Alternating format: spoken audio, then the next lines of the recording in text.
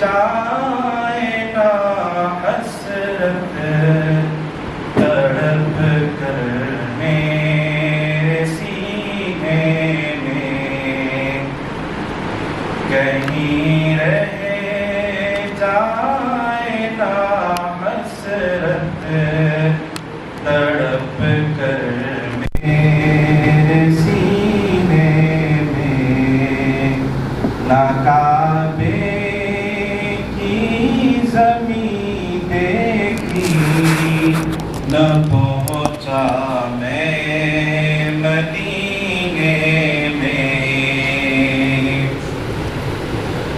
سنا ہے نور کی برسات ہوتی ہے مدینے میں، سنا ہے نور کی برسات ہوتی ہے مدینے میں، اسی ایک نور کا قطرہ ہو میرے آبگینے میں، کہیں رہ جائے نا حسرت تڑپ کر میرے سینے میں، مزہ کیا خاک آئے دور رہ کر ایسے جینے میں، مزہ کیا خاک آئے دور رہ کر ایسے جینے میں، کہ پروانہ یہاں تڑپے جلے شمع مدینے میں، کہ پروانہ یہاں تڑپے جلے شمع مدینے میں، محمد اس طرح تشریف فرما ہے مدینے میں، محمد اس طرح تشریف فرما ہے مدینے میں، کہ جیسے سورہ یاسین ہے قرآن کے سینے میں، کہیں رہ جائے نا حسرت تڑپ کر میرے سینے میں، نہ کعبے کی زمین دیکھی نہ پہنچا میں مدینے میں۔ جزاکم اللہ خیرا و احسن الجزاء۔ محترم حضرات، آج ہمارے یہاں جمع ہونے کا جو مقصد ہے وہ یہ ہے کہ ہمارے مدرسے کے بہت ہی نامور استاذ منتظم، مدرسے کے جتنے شعبے ہیں ان سارے شعبوں کے کرتا دھرتا مولانا فیروز صاحب اسادی مرحوم کی جو خدمات مدرسے سے متعلقہ تھی ان کو ہمارے مقامی اور مدرسے کے علماء اکرام کے ذریعے سے آپ کے سامنے پیش کریں، اور اس کے ساتھ ساتھ ہمارے اکابر علماء یہاں موجود ہیں، ان سے ہم یہ سمجھیں کہ ایسے موقعوں پر کرنے کے کام کیا ہوتے ہیں۔ جب بھی ہم کسی اپنے عزیز کو کھو دیں تو کیا شریعت کے دائرے میں کرنے کے کام ہیں اور کیا ایسے کام ہیں جن سے بچنا چاہیے، یہ بھی تعلیمات ہمارے سامنے آ جائیں۔ اس موقع سے ہم یہاں جمع ہوئے ہیں اور یہ آج کے ہمارے پروگرام کا شیڈیول ہے۔ مولانا مرحوم کی یادیں جو ہے وہ ہمارے مدرسے کے اساتذہ، طلباء اور طلباء کے جو سرپرست حضرات ہیں، سب کے دلوں میں یکساں طور پر آج بھی ان کی یادیں، ان کی مسکراہٹ، ان کی باتیں، وہ طلباء کو چھوڑنے کے لیے ان کے والدین آ رہے ہیں اور بول رہے ہیں کہ یہاں گیٹ کے پاس ٹھہرتے تھے، ہنستے تھے، مسکراتے تھے، اور بہت دیر میں سے بات کر کے حالات پوچھ کے ایک صاحب بول رہے تھے کہ ان کی وجہ سے ایک نماز تو ضرور پڑھ لیتا تھا۔ ایسے بہت سے حضرات جنہوں نے اعتراف کیا کہ مولانا کی وجہ سے، مولانا کے سمجھانے کی وجہ سے میں فلاں چیز چھوڑ دیا، میں فلاں چیز کرنے لگا۔ اللہ ہی بہتر جانتا ہے۔ ہم اساتذہ یہ چند سالوں میں دیکھ رہے تھے کہ جس انداز کی ان کی خدمت تھی، اور پچھلے 2 سال میں خاص طور پر ایسا لگتا ہے اگر ہم آج بیٹھ کے سوچیں، جب تو دیکھتے تھے اندازہ نہیں ہوتا، آج اگر نظر دوڑا کے پیچھے دیکھتے ہیں تو ایسا لگتا ہے کہ وہ شخص موت کی تیاری کر رہا تھا۔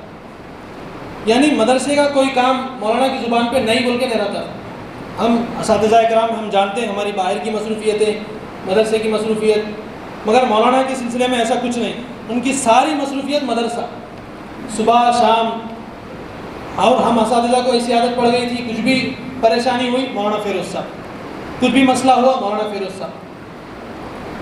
بہرحال ماضی قریب میں ایک تحریک گزری تھی، اس کے بانی امام حسن البنا، ان کے استاذ نے ان کو نصیحت کی تھی کہ ایک کامیاب آدمی کی نشانی کیا ہوتی ہے؟ کامیاب آدمی کی نشانی یہ ہوتی ہے کہ جہاں خدمت کرتا ہے اپنے اثرات کو چھوڑتا ہے، لوگ یاد کرتے ہیں۔ یہ چیز ہم نے مولانا مرحوم کے سلسلے میں پائی ہے کہ انہوں نے اپنے اثرات چھوڑے ہیں، آپ دیکھیں گے اور دیکھتے رہیں گے انشاءاللہ۔ اللہ تبارک و تعالی مولانا مرحوم کے درجات کو بلند فرمائیں۔ اس کے بعد میں یہ کے بعد دیگر ہمارے مقامی علماء سے گزارش کرتا ہوں کہ مختصر وقت میں مولانا کے سلسلے میں اپنا خیال پیش کریں۔ میں سب سے پہلے ہمارے استاذ محترم مولانا عبدالسمیع صاحب قاسمی کو دعوت دیتا ہوں۔ السلام علیکم ورحمۃ اللہ وبرکاتہ۔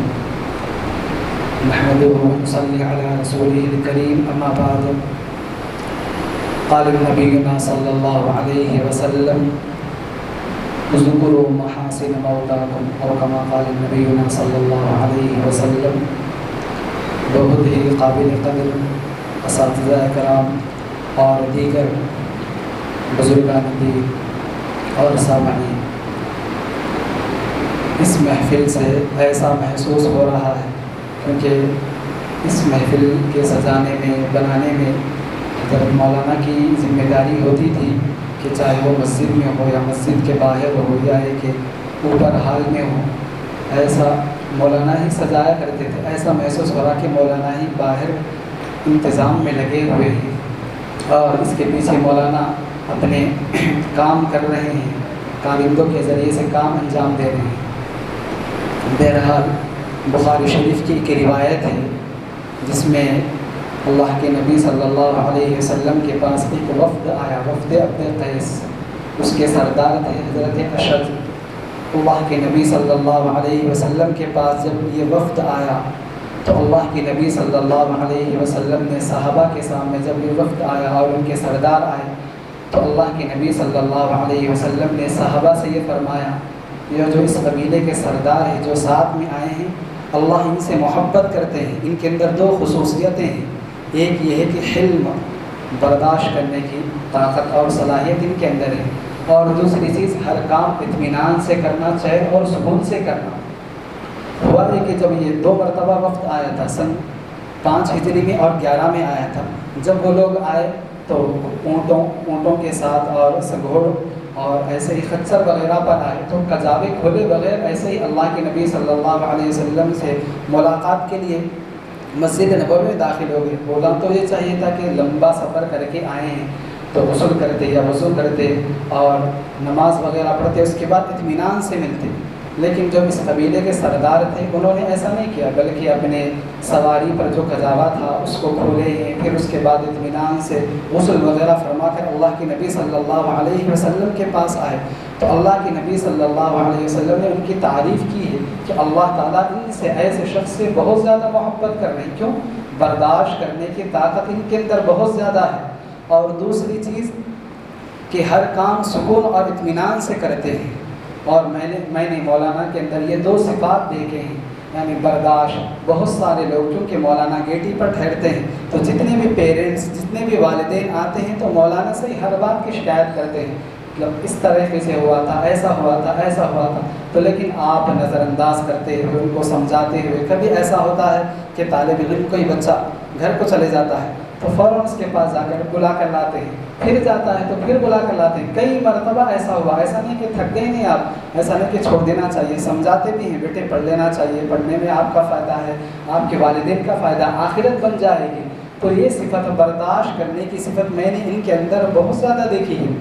اور دوسری صفت اللہ کے نبی نے حضرت اشد کے بارے میں فرمایا تو یعنی سکون کے ساتھ اطمینان کے ساتھ کرنا. اور یہ صفت بھی مولانا فیروز صاحب کے اندر بہت زیادہ موجود تھی. میں کئی مرتبہ دفتر میں جاتا داخلے کے لیے، ایڈمیشن کے لیے، لوگ آتے تو آپ ایسا اطمینان سے بات کرتے، میں سمجھتا رہے یہ کیا لے کے بیٹھے، اتنی دیر میں ان سے بات کر رہے، ان سے ہی گفتگو کر رہے. حالانکہ اطمینان سے آپ ان کی طرف متوجہ ہوتے اور ان کی باتوں کو سنتے اور ان کے جو بھی جذبات ہیں ان کو اچھی طریقے سے سمجھاتے. کوئی تعاون کے لیے آتا تو ان کو کہاں پر خرچ کرنا چاہیے، کہاں پر لگانا چاہیے سمجھا کر بتاتے ہیں. یہ مدرسے کے اندر اس چیز کی ضرورت ہے اور اس چیز کو اپنانا چاہیے. تو میں یہ دو صفات مولانا کے اندر دیکھا، ایک یہ کہ حلم برداشت کرنا اور دوسری چیز ہر کام کو ایک سکون کے ساتھ اطمینان کے ساتھ کرنا. اللہ تعالیٰ سے دعا ہے کہ اللہ تعالیٰ ہمارے اندر بھی یہ صفات پیدا فرمائے اور اللہ تعالیٰ مولانا کے درجے.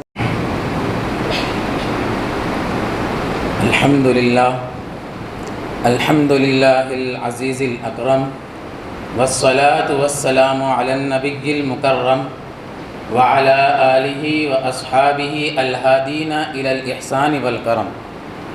اما بعد، جناب صدر محترم و معزز حاضرین مجلس،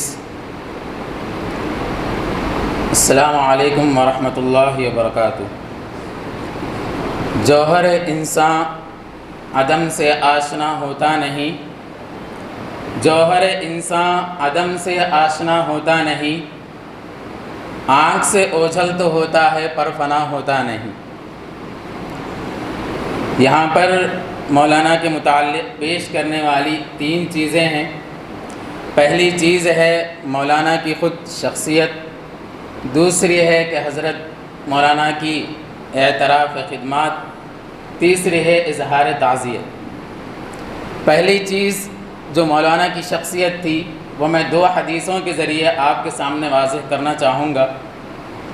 حضرت ابو ہریرہ رضی اللہ تعالی عنہ سے مرفوعاً ایک روایت منقول ہے کہ اذا احب اللہ العبد فینادی جبریل ان اللہ یحب فلانا فاحببہ فیحبہ فینادی فی اہل السماء ان اللہ یحب فلانا فاحبوہ فیحب اہل السماء ثم یوضع له فی الارض القبول. کہ جس کا ترجمہ یہ ہے کہ حضور نبی کریم صلی اللہ علیہ وسلم سے مروی ہے کہ جب اللہ تعالیٰ کسی سے محبت فرماتے ہیں تو جبرائیل کو آواز دے کر کہتے ہیں کہ اے جبرائیل، اللہ تعالیٰ فلاں سے محبت کرتے ہیں، تم بھی محبت کرو. حضرت جبرائیل علیہ السلام ان سے محبت کرتے ہیں اور آسمان والوں میں اعلان کرتے ہیں کہ اے آسمان والوں، اللہ تعالیٰ فلاں شخص سے محبت کرتے ہیں، تم بھی محبت کرو. اور اہل آسمان بھی اس شخص سے محبت فرماتے ہیں.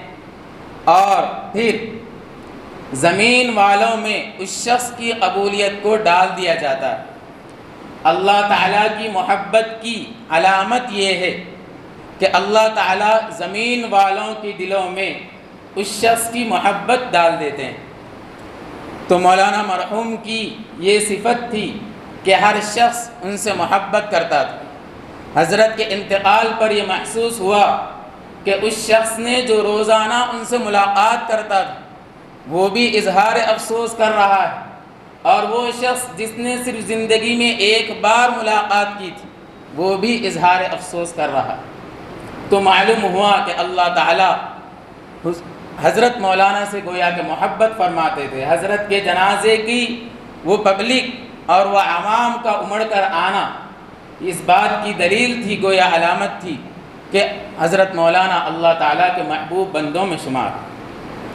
دوسری یہ کہ حضور نبی کریم صلی اللہ علیہ وسلم کی سیرت میں یہ ملتا ہے آپ کے اسوہ حسنہ کا مطالعہ کرنے پر کہ حضرت تمام صحابہ کرام رضی اللہ تعالی عنہم سے ایسا رویہ اختیار کرتے تھے کہ ہر صحابی یہ سمجھتا تھا کہ مجھ سے ہی سب سے زیادہ محبت کرتے ہیں۔ تو مولانا کے اندر بھی یہی صفت تھی کہ ہر شخص یہی سمجھتا تھا کہ حضرت کی دوستی سب سے زیادہ مجھ سے، حضرت کی خیر خواہی کا تعلق سب سے زیادہ مجھ سے ہے، حضرت کی تابعداری سب سے زیادہ مجھ سے۔ یہ صفت حضرت مولانا مرحوم کے پاس تھی۔ یہ تو ہو گئی حضرت کی صفات۔ دوسری چیز ہے حضرت کی اعتراف خدمت۔ جن لوگوں نے دارالعلوم میں تعلیم حاصل کی ہے وہ جانتے ہیں کہ وہاں پر کتنے شعبے ہیں۔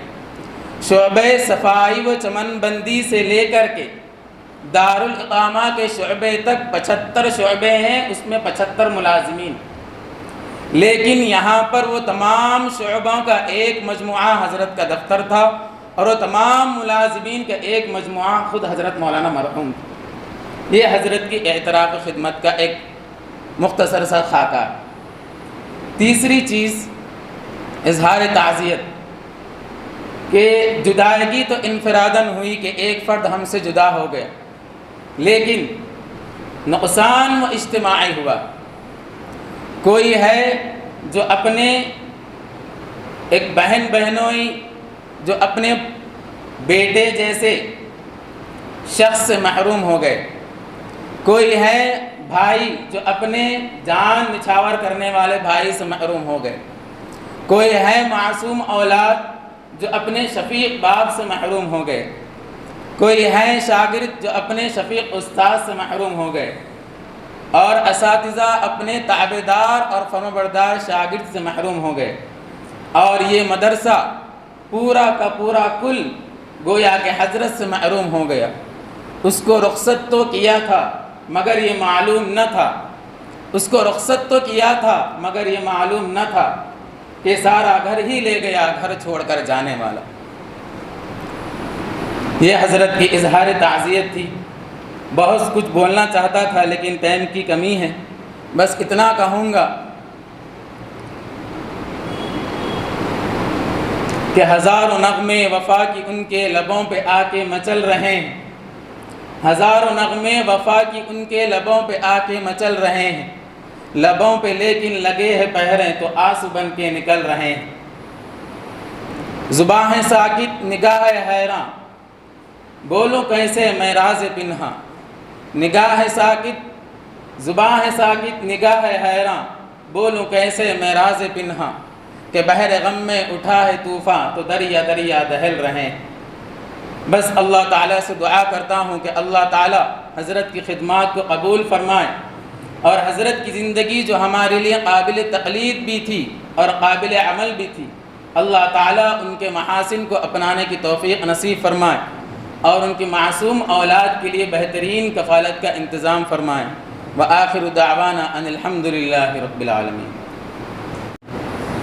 الحمد لله والصلاة على أهلها أما بعد، فقد قال الله تعالى في القرآن المجيد والفرقان الحميد: أعوذ بالله من الشيطان الرجيم، بسم الله الرحمن الرحيم، إنما الحياة الدنيا متاع وإن الآخرة هي دار القرار، وقال النبي صلى الله عليه وسلم: الدنيا فان والآخرة باق، أو كما قال عليه الصلاة والسلام۔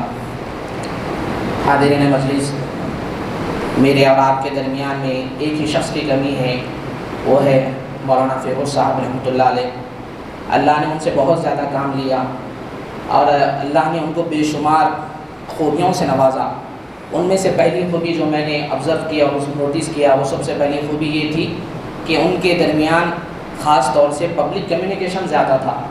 وہ لوگوں سے اتنا مل جھل کے بات کرتے تھے کہ آئندہ مرتبہ دوسرا آدمی وہ خواہش کرتا کہ میں اور ایک مرتبہ ملوں۔ یہ سب سے پہلے ان کی خوبی تھی، اور ان کا پبلک کمیونیکیشن بہت زیادہ تھا۔ اسی وجہ سے ایک مرتبہ جنہوں نے ملاقات کی یا کئی مرتبہ انہوں نے ملاقات کی، وہ لوگ سب جنازے میں شریک ہوئے، اور کوئی آنکھ ایسی نہیں تھی جو مولانا فیروز صاحب کے نام سے ان کے آنکھوں میں آنسو نہ آئے ہوں۔ ہر آنکھ نے جو ہے آنسو بہایا۔ تو سب سے پہلی چیز حضرت کے پاس جو ہے پبلک کمیونیکیشن زیادہ تھا. دوسری چیز حضرت کی خوبیوں میں سے خوبی یہ تھی کہ وہ لوگوں سے ایسے ملتے جیسا کہ پہلے سے ملاقات تھی ہوں. اس طریقے سے ان کا بیہیویئر اور ان کے حسن اخلاق بہت زیادہ تھے. اور تیسری صلاحیت ان کے پاس یہ تھا کہ مینجمنٹ اسکلز بہت زیادہ تھے.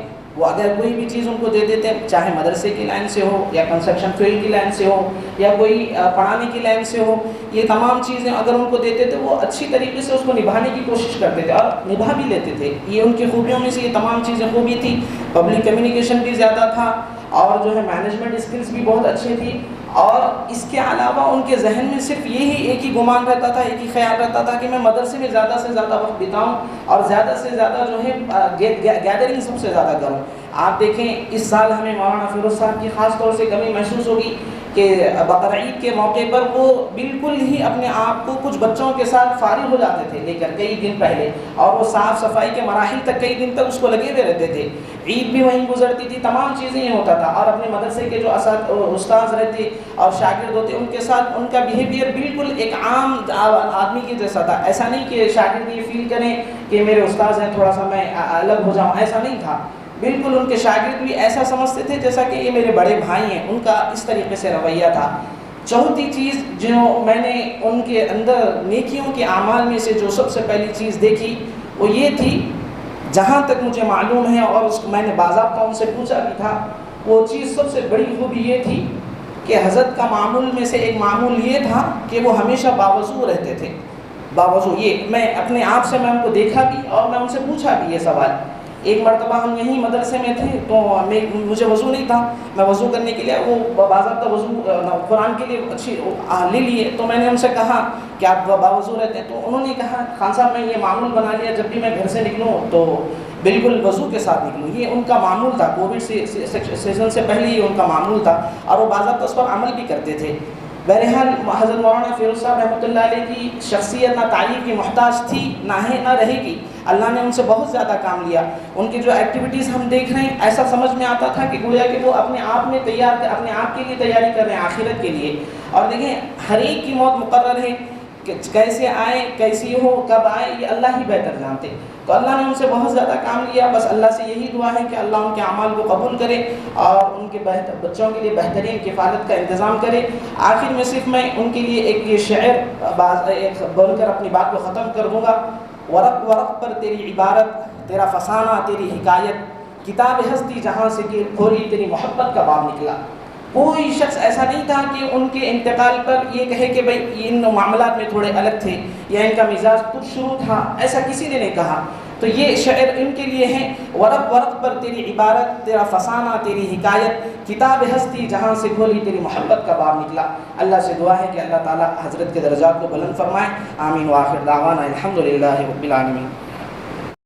السلام علیکم ورحمۃ اللہ وبرکاتہ. نحمدہ ونصلی علی رسولہ الکریم, اما بعد. قابل صد احترام سامعین عظام, اساتذہ عظام, علماء عظام, ہم سب کے محبوب اور ہر دل عزیز شخصیت حضرت مولانا فیروز صاحب اسعدی رحمۃ اللہ علیہ ہمارے بیچ نہیں رہے. اگرچہ کہ میری اس ادارے میں خدمت شروع ہو کر بہت قلیل عرصہ ہوا ہے, لیکن میں مولانا کو زمانے طالب علمی سے جانتا ہوں. غالباً میں اول میں تھا تو مولانا سوما عربی میں تھے. عموماً پڑھنے کے زمانے میں مولانا سے ملاقاتیں ہوتی رہتی تھی, تو ہمیشہ مولانا کے اندر میں نے یہ صفت دیکھی کہ مولانا ہمیشہ خندہ پیشانی سے ملاقات کیا کرتے تھے. اور ایسا محسوس ہوتا تھا کہ اگر کوئی غم میں ہو یا کسی وجہ سے پریشان ہو تو مولانا سے ملاقات کر کے اس کا دل بالکل خوش ہو جایا کرتا. یہ مولانا کی سب سے بنیادی صفت تھی. اور اس ادارے میں آنے کے بعد بھی میں نے بارہا مولانا کے سلسلے میں مشاہدہ کیا کہ جب بھی اساتذہ چھٹی سے فارغ ہو کر باہر نکلتے تھے اور مولانا سے ملتے تھے تو مولانا کچھ نہ کچھ ایک ایسا مزاحیہ جملہ یا لطیفہ سناتے تھے جس سے سارے اساتذہ کی تھکان دور ہو جاتی تھی. یہ ہمارے درمیان جو شخصیت تھی, واقعتاً اللہ رب العزت نے حضرت مولانا مرحوم کو ایسی صفات سے نوازا تھا کہ شاید ان کی نظیر ملنا مشکل تھا. حضرت مولانا نظم و ضبط, انتظام اور مدرسے کے امور کے سلسلے میں اس کو انجام دینے کے سلسلے میں اپنا ایک معیار رکھتے تھے. طلباء جو بیمار ہو جایا کرتے تھے ان طلباء کی دیکھ بھال کرنا, ان کی پریشانیوں میں ان کا مالی تعاون کرنا, یہ مولانا کا ایک ایسی وصف امتیاز تھی کہ ہم سب اس کا بارہا مشاہدہ کرتے تھے۔ حضرت مولانا سے جب بھی ملاقات ہوتی، مولانا مدرسے کے سلسلے میں یہی بات کہتے تھے کہ مدرسے کا یہ کام باقی ہے، اس کو نمٹانا ہے، پھر سناتے تھے کہ کل یہ کام باقی ہے، کل یہاں جانا ہے۔ الغرض مولانا ہر اعتبار سے ہمارے درمیان جو ہے مدرسے کی فکر میں موجود تھے۔ جب سے مدرسے کا آغاز ہوا روزانہ مولانا کی کسی نہ کسی چیز پر ہمارے اساتذہ کے درمیان میں تبصرہ ہوتا رہتا ہے، لیکن یہ بات تو طے ہے کہ یہ ایک حقیقت ہے کہ جانے والے کی جو خوبیاں اور جو محاسن ہوتے ہیں ان کا یہ ایک ذکر ایک ایسا نذرانہ ہوتا ہے جو زندہ رہنے والوں کے پاس رہ جاتا ہے، جس کو وہ سنا کر وقتاً فوقتاً اپنے دل کو بہلا سکتے ہیں۔ لیکن یہ تعزیتی اجلاس کا ایک مقصد یہی ہے کہ مولانا مرحوم کے اندر جو خوبیاں اور جو صفات تھیں زندہ رہنے والے اس کو کیسے اپنائیں، اس کی فکر کرنا ہے کہ مولانا کے اندر جو چیزیں ہم نے دیکھی ہیں ہمیں اس کو اپنانے کی اس وقت سب سے زیادہ ضرورت ہے۔ الغرض احساسات اور جذبات کو الفاظ کا جامع تو نہیں پہنایا جا سکتا۔ میں اس شعر کے ذریعے سے مولانا کی خوبیوں کا آپ کے سامنے ذکر کروں گا۔ جب مولانا کی رحلت کا مجھے علم ہوا تو واقعتاً اس بات کو گوارا کرنے پر دل جو ہے انتظار اور دل جو ہے گوارا نہیں کر رہا تھا کہ مولانا کا وصال ہو گیا ہے، اور بے جھجک زبان پر یہی جملہ آ رہا تھا کہ عجب قیامت کا حادثہ ہے کہ اشک ہیں آستی نہیں ہیں، زمین کی رونق چلی گئی ہے افق پہ مہر مبی نہیں ہے، تیری جدائی سے مرنے والے وہ کون ہیں جو حزین نہیں ہیں، کئی دماغوں کا ایک انسان میں سوچتا ہوں کہاں گیا ہے، اتر گئے منزلوں کے چہرے امیر کیا کارواں گیا ہے، تیری لحد پہ خدا کی رحمت تیری لحد کو سلام پہنچے، مگر تیری مرگ ناگہاں کا مجھے ابھی تک یقین نہیں ہے۔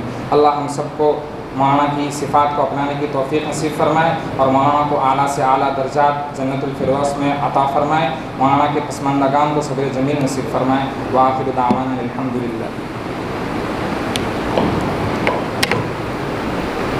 کریم اما بعد،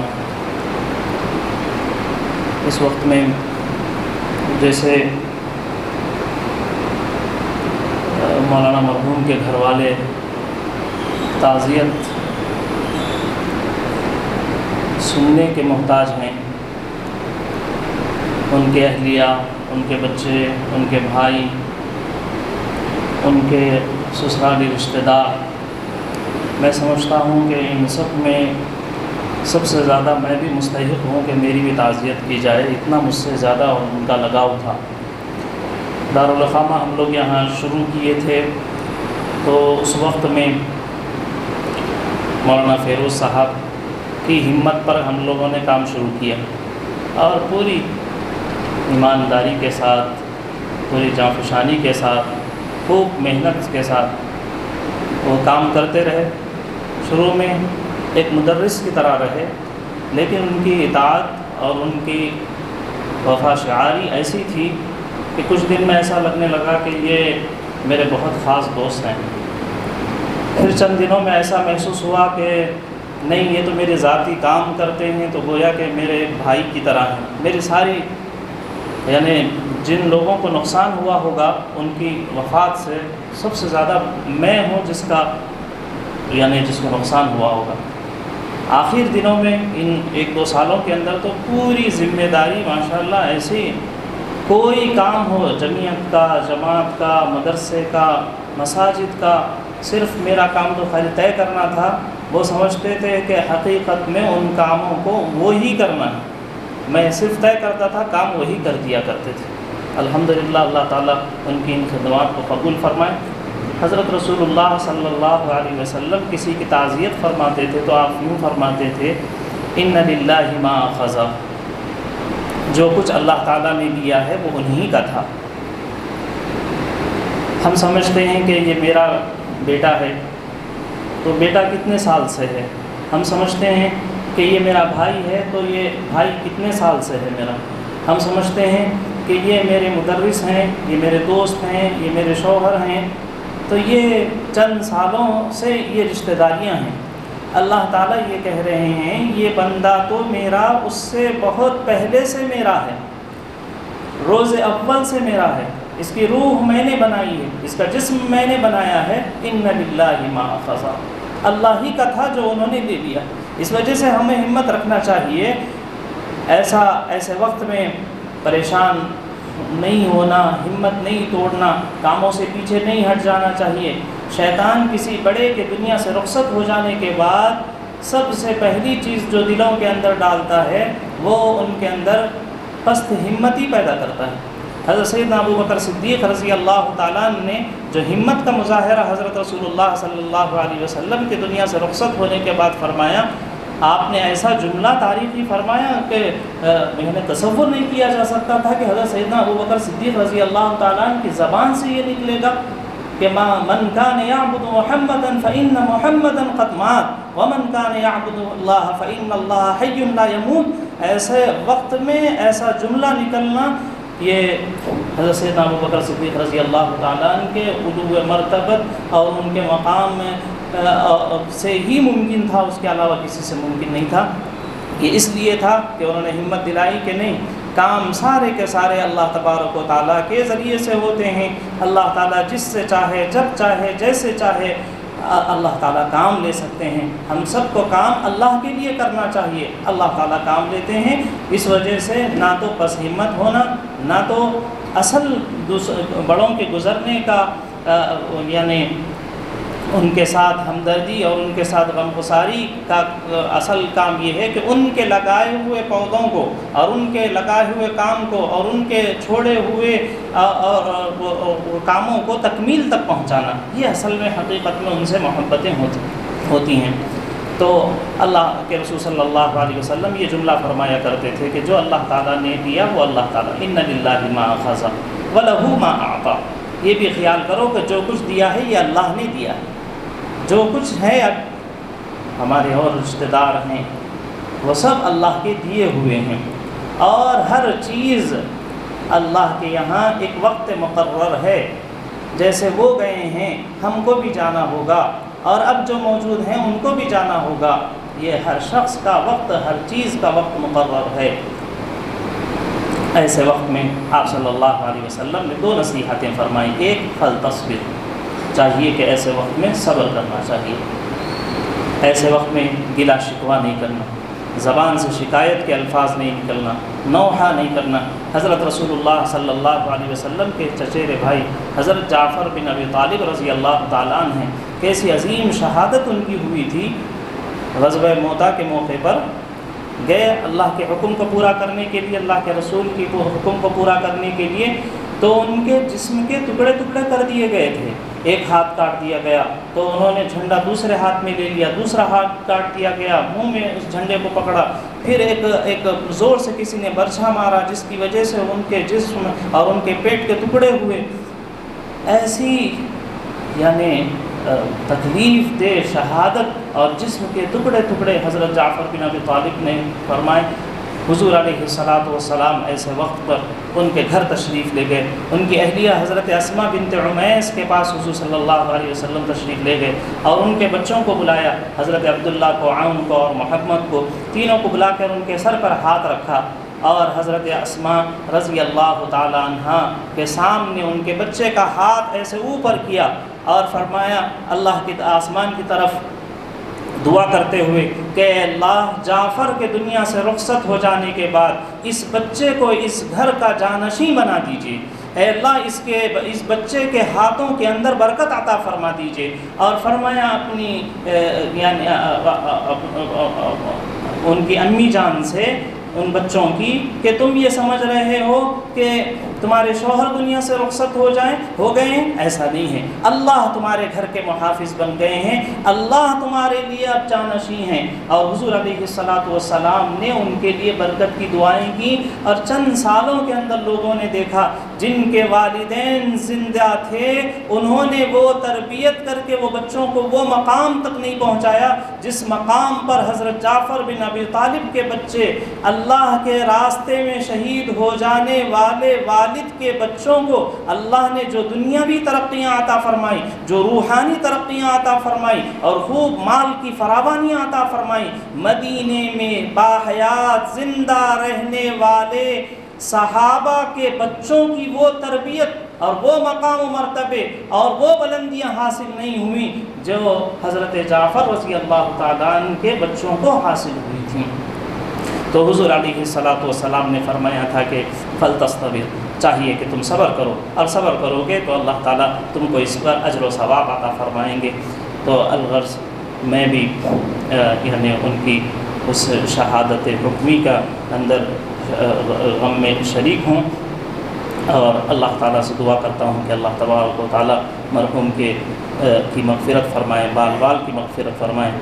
ہمارا تو ان سے خاندانی رشتہ داری بھی ہے، لیکن کبھی رشتہ داری کا ایسا ہوتا ہے لوگ یعنی ایک تو استاد شاگرد کا بھی رشتہ ہے اور دیگر اور رشتے بھی ہیں، خاندانی تعلق اور رشتہ بھی ہے، لیکن کبھی ایسا انہوں نے ظاہر نہیں کیا کہ ہمارا رشتہ داری ہے اس وجہ سے اس عہدے کو غلط استعمال کیا، ایسا کچھ نہیں۔ امانت داری، دیانت داری، بلکہ میں نے شاید ہمارے 10 رمضان کے اختتامی جب وہ جو عشرہ ختم ہوا تھا، پہلا عشرہ، اس موقع پر میں نے دونوں حضرات کا نام لیا تھا کہ ماشاءاللہ یعنی میں بالکل اب مطمئن ہو گیا ہوں، دونوں مدرسے 2 حضرات ایسا چلا رہے ہیں کہ بالکل مجھے بے فکر کر دیے ہیں۔ نسوان میں حضرت مولانا عبدالستار صاحب اور لڑکوں کے مدرسے میں مولانا فیروز صاحب نے مدرسے کو اتنا حسن خوبی کے ساتھ وہ کام کو کر رہے ہیں کہ بالکل مجھے بے فکر کر دیا ہے، اور میں نے یہ اعتراف کیا تھا ان کی وفات سے پہلے ہی،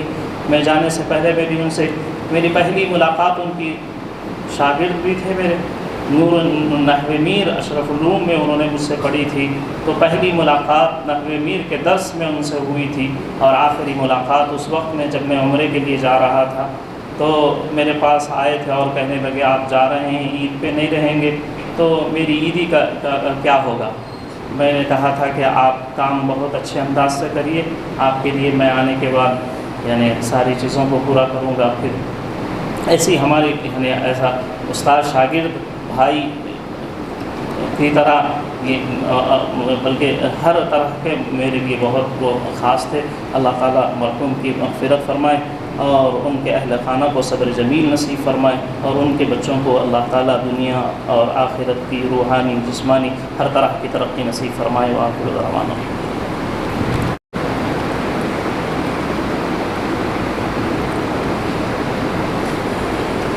حسن اتفاق بول رہا ہوں، اس کو یہ اچھا اتفاق ہے میرے لیے کہ میں اس مبارک موقع پر جمع ہوا ہوں، جس میں میرے شاگرد تھے وہ، تو ان کا دینی تعلیمی سفر کا جو آغاز ہوا وہ اللہ کے فضل سے ہمارے ساتھ ہوا تھا، اور ان کو پڑھانے میں ماشاءاللہ ان کے بہنوئی نذیر بھائی ان کا کافی دخل تھا، بلکہ پورا ہی دخل تھا ان کا۔ تو شروع سے اب تک آپ حضرات سماعت فرما رہے تھے، ان کی وہ خوبیاں یا تو تعلیم کے آخری مراحل میں وہ تھے، یا پھر یہ ہے کہ ان کی جب خدمات شروع ہوئیں وہ خدمات والی چیزیں آپ سماعت فرما رہے تھے۔ اور جو اہم بات ہے ہمارے یہاں جمع ہونے کا جو مقصد ہے وہ یہ ہے کہ جو مرحوم نے جو کام چھوڑا ہے اور مرحوم کی جو صفات ہیں، کسی بھی مرنے والے کی تعزیت کا مقصد ایک یہ بھی ہے تسلی کے کلمات کہے جائیں، لیکن یہ ہے کہ ساتھ میں یہ بھی یاد رکھا جائے، یاد دلایا جائے کہ جو خوبیاں اچھائیاں، ہمارے اس اجلاس کا مقصد بھی ہے یہ بھی ہے اعتراف خدمات۔ جو خوبیاں ماشاءاللہ ہمارے دوست علماء ہیں، ہمارے پڑھے ہوئے، ماشاءاللہ بہت خوشی ہوئی کہ ٹو دا پوائنٹ وہ لوگ بات کر رہے تھے، ان کی باتیں ایسی تھیں کہ واقعی کچھ ان سے لیا جائے اور ان چیزوں کو اپنی زندگی کے اندر لایا جائے۔ اور 2 دفعہ یہ بات آپ کی خدمت میں پیش کی گئی ہے کہ اصل مقصد یہ ہے کہ ہم مولانا فیروز صاحب کی صفات و خوبیاں کیا تھیں، ہر آدمی میں خوبیاں ہوتی ہیں، تو ان خوبیوں کو ہم اپنائیں، اور جو کام وہ کرتے تھے اب وہ کام کون کریں گے، کیونکہ کام تو کرنا ہے، کام تو چلنا ہے، مدرسہ بھی چلنا ہے، انتظامات بھی ہونے ہیں، پڑھنا بھی ہے، پڑھانا بھی ہے، تو یہ ہم اپنے طور پر کوشش کریں اس بات کی کہ جو کمی ہوئی ہے اس کمی کو ہم کیسے پورا کریں. اور ایک یہ بھی ہے کہ اس جوانی میں ان کا انتقال یا ان کی شہادت اللہ قبول فرمائے. آدمی کا وقت تو مقرر ہے، لکھا ہوا ہے، یہ تو ہمارا یقین اور ایمان ہے. باقی یہ ہے کہ موت کے لیے اللہ کی طرف سے اسباب پیدا کیے ہوئے ہیں، ورنہ تو اللہ کا حکم ہوتا ہے آدمی مرتا ہے. ہمیں یہاں رک کر یہ بھی سوچنا ہے کہ الحمدللہ اللہ نے مجھے جو زندگی دی ہے یہ میرے لیے اب غنیمت ہے، اور میں اپنی زندگی کو بہتر اور اچھی بنانے کی کوشش کروں.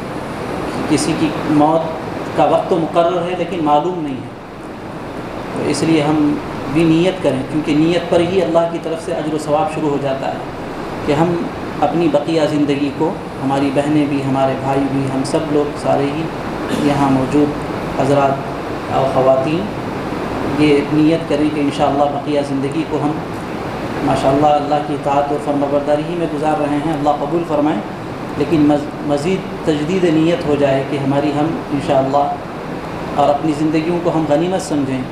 دیکھیے جانے والے مجھے تو نہیں معلوم 2 یا 3 تھے، 2 تھے 3 2 جانے والے 2 تھے، رائٹ، ایک رائٹ کی طرف گرا، ایک لیفٹ کی طرف گرا. ایک کی موت لکھی ہوئی تھی، موت ہوئی ہے، اور ایک کی موت لکھی ہوئی نہیں تھی، اس کی زندگی ہوئی ہے. کتنی تھوڑی ہی دیر بعد شاید وہ ڈسچارج بھی ہو گئے. تو یہ ہے اللہ کا نظام، یہ اللہ کا نظام ہے، یہ اللہ کا حکم ہے. وہ چل کر رہے گا، وہ چلتا ہے. اور جیسے یہ بات آئی، ہم سب کو صبر اور اللہ کی ذات سے بہتر امید کرنی چاہیے، جس کو احتساب بولتے ہیں، اجر و ثواب کی امید رکھنا اللہ کی طرف سے. اور صبر تو دھیرے دھیرے آدمی کو آ ہی جاتا ہے، لیکن خاص طور پر اہلیہ اور بچے تو شاید چھوٹے ہیں، ان بچوں کو اتنا احساس بھی نہیں ہوتا ہوگا. لیکن حدیث میں ہے الصدمۃ الاولیٰ، الصدمۃ الاولیٰ پہ صبر کرنا ہے. صبر تو آ ہی جاتا ہے، لیکن جب آدمی کو دھچکا لگے، جب مصیبت یا کوئی، ہم سب کے لیے، آئندہ کے لیے بھی کوئی بھی مصیبت، پریشانی، تکلیف دینے والی بات، دل دہلا دینے والی بات، یا کوئی واقعہ یا کوئی حادثہ پیش آئے، تو اس وقت آدمی اپنے آپ کو کنٹرول کرے. رونا یہ صبر کے خلاف نہیں ہے، لیکن شکوہ شکایات کرنا یہ برا ہے، اور اس سے آگے کی چیز چیخنا چلانا، اس طرح کی چیزیں ہیں، یہ ناپسندیدہ ہیں. ورنہ تو ہمارے نبی حضرت صلی اللہ علیہ وآلہ وسلم بھی رو رہے تھے اور فرما رہے تھے کہ ابراہیم تمہاری جدائیگی سے ہمیں بہت غم اور دکھ ہو رہا ہے. تو بہرحال اللہ تبارک و تعالیٰ میں عرض یہ کرنا چاہ رہا تھا کہ وہ شروع میں جب پڑھائی شروع کیا تھا تو شروع کی خوبیاں بولنا چاہ رہا تھا میں اس کی. ایک شروع سے وہ بچہ پابند تھا، بالکل ہمارے مدرسے کے ابتدائی چل رہا تھا، وہ یہاں سے آتا تھا، راجم پیٹ سے پڑھنے کے لیے آتا تھا. شروع میں وہ آٹو میں آیا کرتا تھا، پھر بعد میں تھوڑا بڑا ہوا تو سائیکل پہ آنا شروع کیا. شاید اس کے ساتھ ایک لڑکا تھا یہیں کا، وہ بھی اس کے ساتھ آیا کرتا تھا. یہ 2 لڑکے یہاں سے آتے تھے، یہاں رہتے تھے وہ لوگ راجم پیٹ میں، شاید تو راجم پیٹ سے وہ لڑکا بہت پابندی سے آنے والا، ہمیشہ وقت سے پہلے آنے والا. مدرسہ ہوتا تھا 8:50 پہ، وہ شاید آ جاتا تھا 8 بجے، شاید مجھے ایسا یاد 8 بجے یا بس آدھا گھنٹہ 15-20 منٹ پہلے. یہ وقت کی پابندی اس کی تھی. وہ ہمیشہ میں دیکھتا رہا کہ وہ بچہ سب سے پہلے آنے والے بچوں میں ایک. اور دوسری اس کی خوبی تھی صفائی ستھرائی، کیونکہ میں جب تھا تو ان چیزوں کو دیکھا کرتا تھا. بچوں کے کپڑے، سفید کرتا، سفید پیجامہ، ٹوپی وغیرہ تو ہمارا شروع سے ہی ڈریس تھا. تو وہ بچہ کپڑے ہمیشہ پابندی کے ساتھ، صفائی ستھرائی کے خیال کے ساتھ. تو یہ اس کی دوسری خوبی تھی، وقت کی پابندی. میرا مطلب یہ ہے کہ اللہ مجھے بھی توفیق دے، ہر کام کو وقت پر کرنے کی وجہ سے جو برکتیں ہوتی ہیں وہ اپنی جگہ ہے. کام جلدی ہوتے ہیں اور سب کے لیے سہولت ہوتی ہے، کام بھی جلدی ہوتی ہیں، سب کے ہوتے ہیں، سب کے لیے سہولت ہوتی ہے. یکسوئی کے ساتھ آدمی کام کرتا ہے، کوئی رش کرنے کی ضرورت نہیں پڑتی. وہ وقت کی پابندی کی اپنی جگہ فائدہ، وقت کی پابندی. دوسری چیز صفائی ستھرائی کا اہتمام. یہ 2 چیزیں تھیں. اور تیسری چیز اس کی تھی، بچپن سے تھی، پھر بعد میں اتنا میرا کوئی خاص اتنا ضبط تعلق تو ہے، لیکن یہ کہ اتنا زیادہ نہیں ہے. تو میں زیادہ چیزوں کو اس کے بعد والی جانتا نہیں ہوں، لیکن وہ چیزیں تو آپ کے علم میں آ گئی ہیں۔ وہ تھی اس کا مسکرانا، وہ ہمیشہ مسکراتا رہتا تھا، یہ اس کی بچپن کی باتیں تھیں جو عام طور پر تربیت کے بعد بھی حاصل نہیں ہوتی۔ تربیت بولنے کے بعد، سمجھانے کے بعد بھی لوگ بعض چیزیں ایسی ہوتی ہیں جو پیدائشی ہوتی ہیں، لوگوں کی طبیعت کے اندر ہوتی ہیں۔ تو آپ میں سے بہت سے لوگ تذکرہ بھی کر رہے تھے، ابراہیم شاید، تو اس کی یہ خوبی ایک یہ تھی، ایک مسکرانا، جو کہ ایک دین کا، اسلام کا حصہ ہے، اور اس کے لیے ہمارے نبی صلی اللہ علیہ وسلم کی تعلیمات ہیں۔ تو یہ چیزیں بچپن کی جو 3 چیزیں تھیں، اس کی کبھی کوئی شکایت نہیں، مجھے یاد نہیں ہے کہ کبھی کوئی ایسی شرارت والی کوئی شکایت آئی ہو، ایسی بات مجھے یاد نہیں ہے ماشاء اللہ۔ اور 5ویں بات اس کا محنت سے پڑھنے میں بھی ماشاء اللہ وہ محنت کرتا رہا۔ تو الحمدللہ اللہ تبارک و تعالی ہم بچے جو پڑھ رہے ہیں ان کو بھی ایسے ہی بنائے، ہم سب کو بھی اللہ تبارک و تعالی ایسے ہی بنائے، اپنی زندگیوں کو قیمتی سمجھنے والا بنائے۔ ماشاء اللہ ہمارے دوست نذیر بھائی کی کافی محنت جستجو اس کے پڑھانے میں رہی ہے، اللہ ان کو بھی جزائے خیر دے، اور اللہ ان کی اہلیہ کو، ان کی والد کا تو کافی پہلے ہی والد کا بھی انتقال بعد میں ہی ہوا ہے، وہ پڑھ رہا تھا، اس کے چند سالوں کے بعد ہوا، پھر مجھے پتہ چلا ان کی امی کا بھی انتقال ہوا۔ اس کے 2 بھائی اس وقت آتے تھے کبھی کبھی مدرسہ، ایک ہی بہن شاید ہے اس کی، تو بچے 2 ہیں۔ اللہ تبارک و تعالیٰ ان بچوں کی کفالت فرمائے، ان کی اہلیہ کو اللہ تبارک و تعالیٰ صبر جمیل عطا فرمائے، اور سارے وہ لوگ جو تعزیت کے مستحق ہیں اللہ تبارک و تعالیٰ ان سب کو صبر جمیل دے۔ آپ یہ نیت کریں کہ مرحوم یا اچھے لوگوں کی جو اچھی خوبیاں تھیں وہ خوبیاں ہم اپنی زندگیوں کے اندر لائیں گے، اور جو ذمہ داریوں کو نبھا رہے تھے ان ذمہ داریوں کو مکمل کرنے کی ہم لوگ کوشش کریں، اپنے طور پر ہم جو کر سکتے ہوں وہ ضرور کریں، اور ان کے لیے دعا، بخشش اور مغفرت فرمائیں۔ اور ہم بھی کوشش کر رہے ہیں کہ ہم ان کے لیے جو بات چل رہی تھی، ہماری طرف سے ملاقات کا ارادہ تھا، لیکن پتہ چلا کہ ان کے گھر والے یہیں آنے والے ہیں، تو میں بھی یہیں پر حاضر ہو گیا۔ تو میں صبح پہنچا، پھر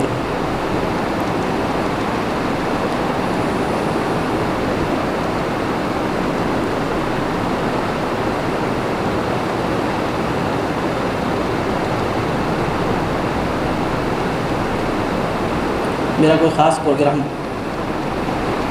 ایسا تو تھا نہیں، لیکن بڑا دکھ ہوا اس بات سے، اس عید کی بات کا سب سے بڑا دکھ جو ہوا ہے اس بچے کے انتقال کی وجہ سے۔ اللہ بخشش مغفرت فرمائے۔ اللہ، یہ دنیا ہے، تو اس کا انتقال آج ہوا ہے، اب کل ہمیں مرنا تو ہی ہے، اس لیے موت سے پہلے آدمی اپنی موت کی تیاری کرے۔ اللہ تبارک و تعالیٰ بخشش مغفرت فرمائے، اور جزائے خیر عطا فرمائے منتظمین مدرسہ عربیہ نعمانیہ کو کہ انہوں نے یہ اجلاس یا تعزیتی اجلاس منعقد کیا۔ اللہ تبارک و تعالیٰ ان کو بھی بہتر بدلہ عطا فرمائے، اور جو لوگ موجود ہیں، آخری بات، جو موجود ہیں ہمارے اطراف میں، چاہے وہ مدرسے میں ہوں یا چاہے وہ خاندان میں ہوں یا گھر میں ہوں، ہم ان لوگوں کی قدر کریں۔ آدمی کی قدر اس وقت یوزولی کی جاتی ہے یا اس احساس ہوتا ہے جب کہ آدمی وہ جدا ہو جاتا ہے، تو اس لیے ہم آپس میں، اساتذہ بھی، منتظمین آپس میں، یا خاندان والے آپس میں، یا مسلم کمیونٹی اپنے طور پر جو موجود لوگ ہیں ان کی ہم قدر کریں۔ اللہ ہم سب کو اپنے بڑوں کی قدر کرنے اور ان کے ساتھ چلنے اور ان کے دست و پا بننے کی اللہ تبارک و تعالیٰ توفیق نصیب فرمائے۔ سبحان اللہ۔ ماشاء اللہ ہمارے ساتھ ہمارے علاقے کے بڑے ممتاز مفتی ابو بکر صاحب موجود ہیں، وہ انشاءاللہ مہر ثبت فرمائیں گے، دعا ہوگی، ہمارے والد صاحب دعا فرمائیں گے۔ جزاکم اللہ خیر۔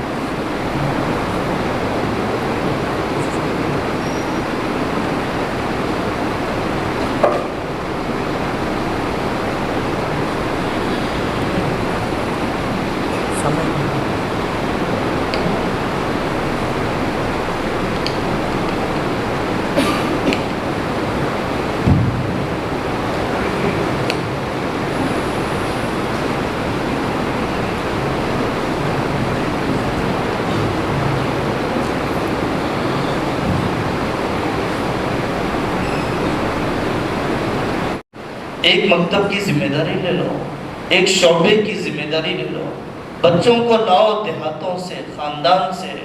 اکابر کے بیانات آپ نے سنے، بھائی نے کفالت کر لی، بہن بھائی نے ذمہ داری لے لی اور بچے کو لا کر داخل کر دیا۔ شکر تو ہے، ہلانا پڑتا ہے، بیج میں باغات اگانے کی استعداد ہے، زمین میں داخل کرنا پڑتا ہے، سینچائی کرنا پڑتا ہے۔ ایسے ہی دیہاتوں سے بچوں کو لاؤ، دیہاتوں سے لڑکیوں کو لاؤ، لڑکیوں کے مدرسوں میں داخل کرو، لڑکوں کے مدرسے میں داخل کرو۔ کالجوں کے اندر سے جو گندگی نکالی جا سکتی ہے اپنے بس کے مطابق ذہن سازی کرتے ہوئے اسے نکالو۔ آئے دن واقعات آس پاس کے دیہاتوں میں فلانا فلانی سے نکاح کر لیا، ایک مذہب والا دوسرے مذہب والے سے نکاح، فلانی بچی فلانے بچے کے ساتھ بھاگ گئی۔ یہ واقعات اتنے ہو چکے ہیں کہ ہماری طبیعتیں بے حس ہو چکی ہیں، ہماری طبیعتیں بے حس ہو چکی ہے۔ جو اپنے گھر کو نہیں سنبھال سکتا ہے پارلیمنٹ کو بدلنا چاہتا ہے، جو اپنے 10th کے ایگزام کو پاس نہیں کر سکتا ہے وہ پارلیمنٹ نہیں سپریم کورٹ کا فیصلہ بدلنا چاہتا ہے۔ پہلے اپنے آپ کو تعلیمی میدان میں منصوبہ بند طریقے سے آگے بڑھو۔ جو 10th میں ہے پلان کرو کہ تمہیں کس میں جانا ہے، روٹی کو سامنے رکھ کر نہیں، پرسنل بینیفٹس کو سامنے رکھ کر نہیں، اپنی تنخواہ اور اپنا سیٹلمنٹ ہونے کے جذبے سے نہیں۔ قوم کو کس شعبے میں ضرورت ہے؟ IPS میں ضرورت ہے، IAS میں ضرورت ہے، محنت کے ذریعے سے مجھے جانا ہے۔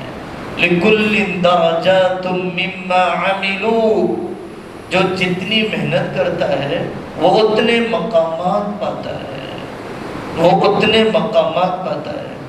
بہار جھارکھنڈ کے لوگ ہیں، IPS IAS میں آتے ہیں، کلیکٹر میں آتے ہیں، کہاں کے آپ؟ میں بہار سے تعلق رکھتا ہوں۔ آپ کہاں کے ہیں؟ میں جھارکھنڈ سے تعلق رکھتا ہوں۔ ہمارے بچے کہاں چلے گئے؟ کہاں ہیں یہ اسکول چلانے والے لوگ؟ کہاں ہیں یہ کالج چلانے والے لوگ؟ کہاں ہیں اتنی موٹی موٹی فیس لینے والے لوگ؟ کہاں ہیں وہ مائیں جو فجر سے زیادہ ٹفن بنانے کی فکر میں لگی رہتی ہے؟ کہاں ہیں وہ مائیں جو علماء کی مجلس سے زیادہ اسکول کی پیرنٹس میٹنگ میں جاتی ہے؟ ہم عصری تعلیم میں بھی پیچھے ہیں۔ یہ گرمائی چھٹیوں کے اندر ان طلباء کی دینی ذہن سازی کے ساتھ یہ ذہن سازی بھی کرنے کی ضرورت ہے۔ اللہ تبارک و تعالی ہم سب کے جمع ہونے کو قبول فرمائے، مرحوم کے درجات کو بلند فرمائے، اور اللہ تعالیٰ سارے خاندانوں کو آباد فرمائے۔ ہماری بچی کچی زندگیاں دین اور خدمت دین کے لیے پروردگار عالم قبول فرمائے۔ وآخر دعوانا ان الحمد للہ رب العالمین۔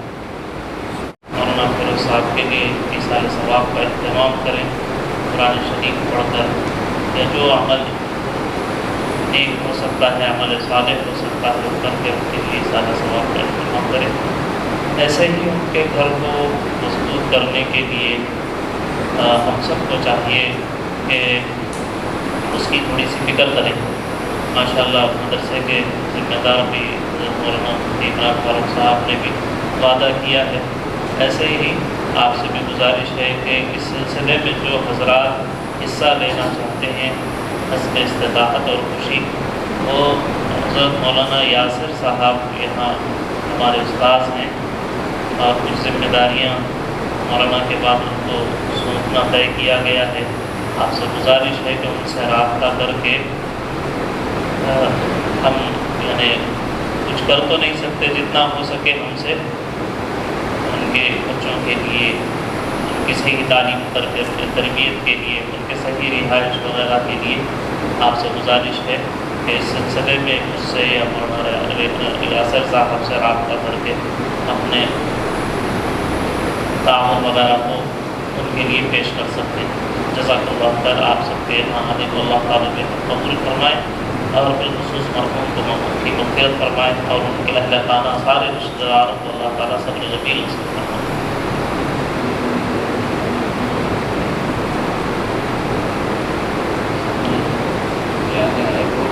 زبان سے نکلتی ان کے دل سے نکلتی۔ الحمدللہ رب العالمین، والصلاة والسلام علی سید المرسلین، ربنا تقبل منا انک انت السمیع العلیم وتب علینا انک انت التواب الرحیم۔ اللهم اعنی علی ذکرک و شکرک و حسن عبادتک، اے اللہ ہم سب کی خطاؤں کو اے اللہ مرحوم فیروز کی مغفرت فرما، آپ نے مغفرت فرمائی ہے تو ان کے درجات کو بلند سے بلند فرما، متعلقین کو صبر جمیل عطا فرما، ساتھیوں کو صبر عطا فرما، طلباء کو صبر عطا فرما، ان جیسے بندے کی ان کو توفیق عطا فرما، جو مانگا ہے عطا فرما، جو معافی سے رہ گیا ہماری ضرورت نہیں، ہم نہیں پائے